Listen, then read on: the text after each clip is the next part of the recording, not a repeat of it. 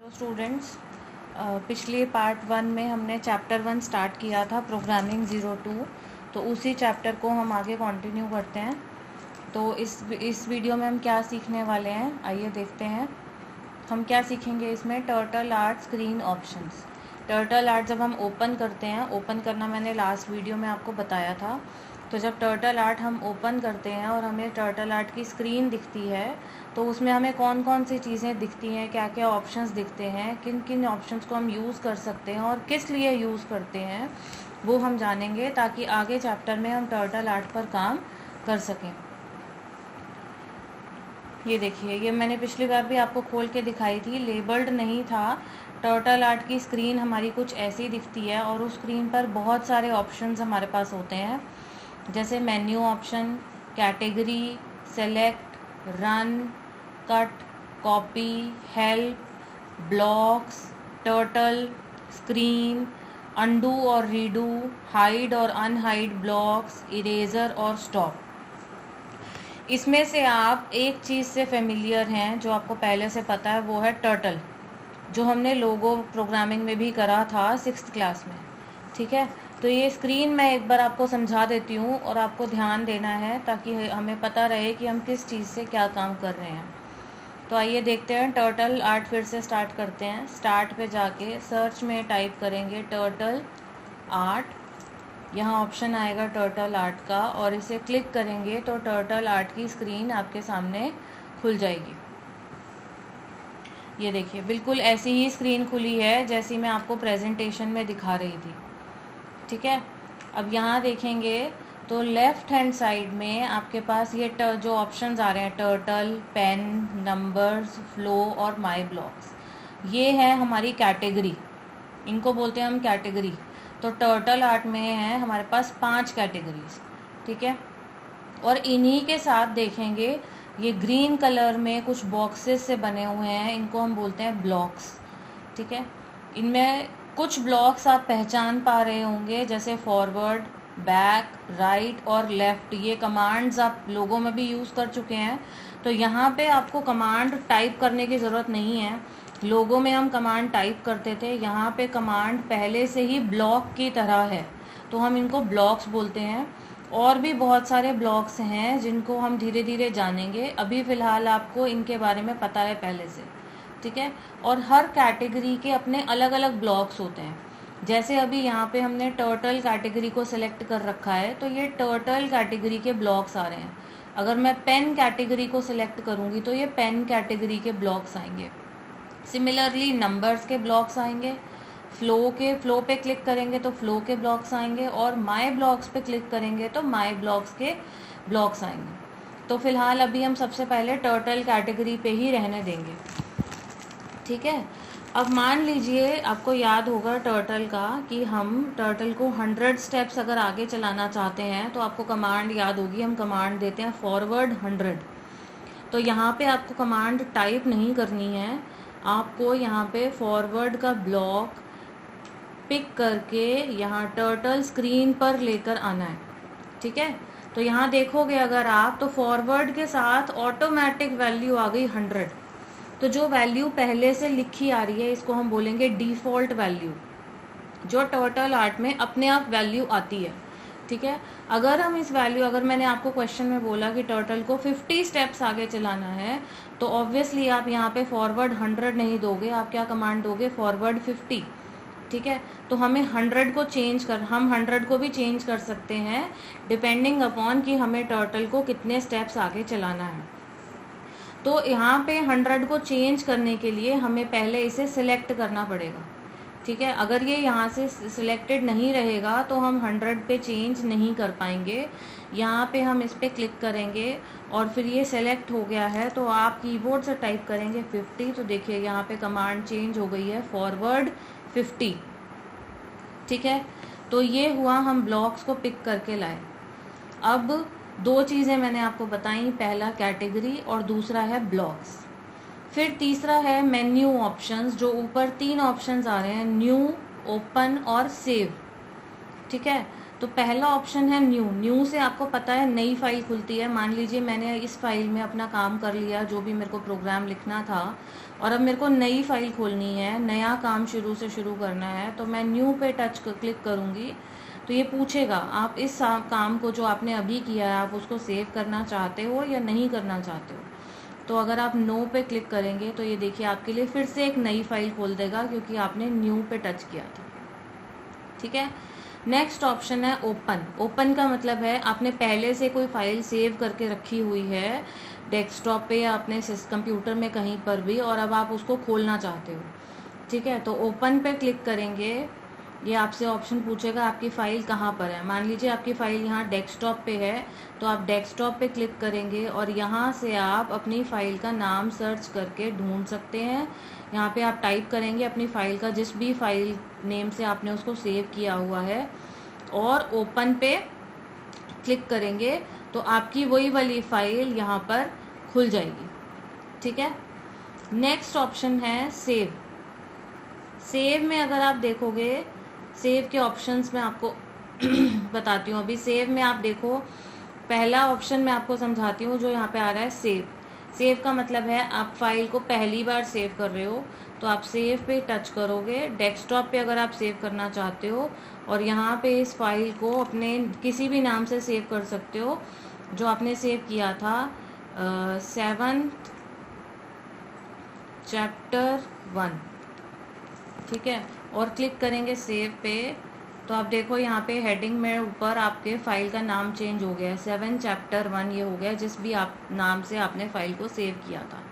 ठीक है, सेव के और ऑप्शंस देखते हैं। सेव पे जब हम टच करेंगे, सेव एज का मतलब है कि मैंने ये फाइल ऑलरेडी 7 चैप्टर 1 से सेव है, अब आप इस फाइल को एक और दूसरे नाम से सेव करना चाहते हो तो आप सेव एज पे जाओगे और यहाँ पे अब दोबारा अगर इसका नाम चेंज करना चाहते हो 7th A CH1, तो आप इसको यहाँ पे, अब ये फाइल सेम फाइल है।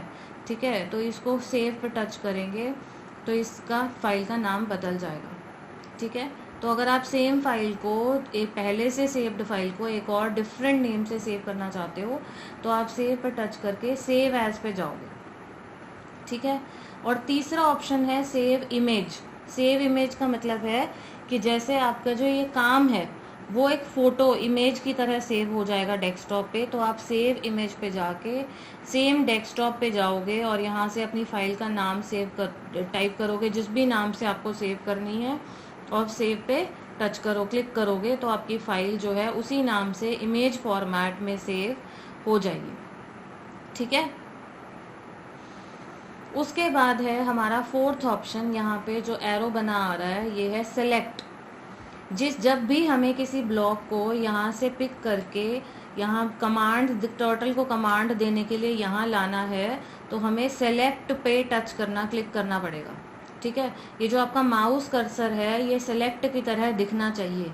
ये इम्पॉर्टेंट पॉइंट में भी आपने नोटबुक में नोट किया है कि ये जो ये जो माउस पॉइंटर है वो ये सेलेक्ट की कर्सर की तरह दिखना चाहिए। अगर ये नहीं दिख रहा है तो आप इस पे आके क्लिक करोगे और ये आपका सिलेक्ट की तरह हो जाएगा। देखिए ये दोनों एरो सेम है, तभी आप किसी भी ब्लॉक को पिक करके यहाँ ले आओगे। ठीक है, दूसरा ऑप्शन है, यहाँ पे आप देखो एक मैजिक वैंड, जादुई छड़ी सी बनी हुई है, इसका नाम है रन। अगर आपको ध्यान हो तो लोगो प्रोग्रामिंग में हम एक कमांड टाइप करके टर्टल अपने आप वो कमांड को फॉलो नहीं करता था, हम एक स्पेशल बटन दबाते थे जिसका नाम था एग्जीक्यूट बटन, जिससे वो टर्टल वो कमांड को फॉलो करता था जो हम उसे देते थे। तो यहाँ पर भी ये रन का काम वही है। पहले हम रन पे जाएंगे, रन जो है हमारा एग्जीक्यूट की तरह है। अब देखो रन पे हमने टच किया तो ये रन की, ये छड़ी की जैसा हो गया, ये रन बन गया। जब हम सेलेक्ट पे जाएंगे तो ये वापस सेलेक्ट हो जाएगा, रन पे जाएंगे तो ये रन पे हो जाएगा। अब मैं किस कमांड को एग्जीक्यूट करना चाहती हूँ मैं उस पर जाके क्लिक करूँगी। अगर मैं चाहती हूँ कि ये टर्टल 100 स्टेप्स आगे चले तो मैंने इस पे आके क्लिक कर दिया, अब ये टर्टल 100 स्टेप्स आगे चल गया। ठीक है, अब मैं चाहती हूँ ये टर्टल और 100 स्टेप्स आगे चले तो मैं इसी कमांड पे आके दोबारा क्लिक करूँगी तो ये देखिए ये 100 स्टेप्स और आगे चला गया। तो ये जो रन है आपका एग्जीक्यूट बटन की तरह ही है। इसको यहाँ से सिलेक्ट करना है और इस ब्लॉक पे आके क्लिक करना है, तो टर्टल को समझ में आएगा कि इस कमांड को हमें फॉलो करना है और वो टर्टल उस कमांड के हिसाब से काम करेगा। ठीक है। नेक्स्ट ऑप्शन है कट। सीजर सी बनी हुई है, कैंची बनी हुई है यहाँ पे। जब आप कट पे सिलेक्ट करेंगे तो ये देखिए ये सीजर बन गई। किसी भी चीज़ को अगर मेरे को इस ब्लॉक को डिलीट करना है, सीजर हमारी क्या करती है, एक ब्लॉक को या डिलीट करती है, तो इस ब्लॉक को आप आके आप इस पर सीजर टच करेंगे या क्लिक करेंगे तो ये देखिए ये डिलीट हो गया। सेम अगर मेरे को इसको डिलीट करना है तो ये वापस डिलीट हो गया। ठीक है। अब मेरे को वापस वो ब्लॉक लेकर आना है तो मुझे सिलेक्ट पे जाना पड़ेगा और मेरे को इस ब्लॉक को यहाँ पर लाना पड़ेगा। ठीक है। और नेक्स्ट ऑप्शन है सीजर के साथ है कॉपी। कॉपी का मतलब जैसे आप एक अपने फ्रेंड की कॉपी से अपनी कॉपी में काम उतारते हो तो वो सेम काम दूसरी कॉपी में हो जाता है, तो ऐसे ही अगर मेरे को मैं इसको कॉपी करूँगी तो ये सेम इसके जैसा दूसरा कॉपी बन जाएगा। ठीक है।